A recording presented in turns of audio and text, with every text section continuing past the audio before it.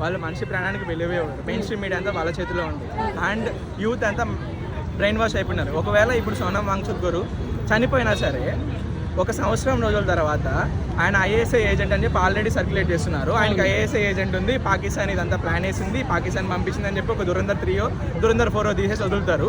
And కింద ఉన్న supporters అంతా వచ్చేసి అవును ఆయన ఐఏఎస్ఐ ఏజెంట్ అని చెప్పేసి అందరు సపోర్ట్ చేశారు, డబ్బులు ఇస్తారు వాళ్ళకి పెయిడ్ కొలాబరేషన్స్కి వాటికి, వాళ్ళంతా వీడియోలు పెడతారు. అంతా అది నిజమైపోతుంది. ఒక అబద్ధాన్ని ఒక 2 సంవత్సరాలు అట్లా చెప్పారంటే నిజమైపోతుంది. నెక్స్ట్ వచ్చే జనరేషన్కి సోనం వాంగ్చుక్ ఒక టెర్రరిస్ట్ అవుతాడు, ఒక ఐఏఎస్ఐ ఏజెంట్ అవుతాడు, అంతే. ఆయన సైంటిస్ట్గా ఎవరు గుర్తించుకోరు. మరి అందుకనే చాలా మంది అంటారు కదా, ఎందుకు మరి మీరు ఎందుకు చేస్తున్నారు అనవసరంగా వేస్ట్, మీరు చేసిన ఉపయోగం లేదు అని. సో ఇప్పుడు ఎంత మనకి మీరు చెప్పినట్టు ఆయన చనిపోయినా జరిగేది ఇదే అనేటువంటి బేసిక్ కనబడే ఫ్యాక్ట్ కదా. మరి అలాంటప్పుడు నిజంగానే ఆయన ఎందుకు ప్రాణం పణం పెట్టడం, ఎందుకు ఆయన లైఫ్ని పోగొట్టుకోవడం, ఇలాంటి సొసైటీ? అదే ఆయన గవర్నమెంట్స్ని పట్టించుకోవట్లేదు, కానీ ఆయన ప్రజలు కదులుతారు, అట్లీస్ట్ నా కోసమైన ప్రజలు ముందుకు వస్తారని ఆయనకు హోప్ ఉంది.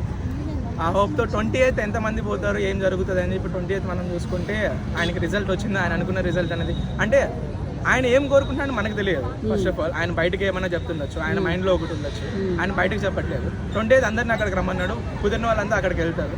అక్కడికి వెళ్ళినాక ఆయన సక్సెస్ అయ్యేది లేదా అని చెప్పేసి ఆయన చేతిలో ఉంటుంది. లైక్ ప్రోగ్రెస్ అనేది సబ్జెక్టివ్ ఉంటుంది, మనకు ఒక ప్రోగ్రెస్ ఉంటుంది, ఆయనకు ఒక ప్రోగ్రెస్ ఉంటుంది.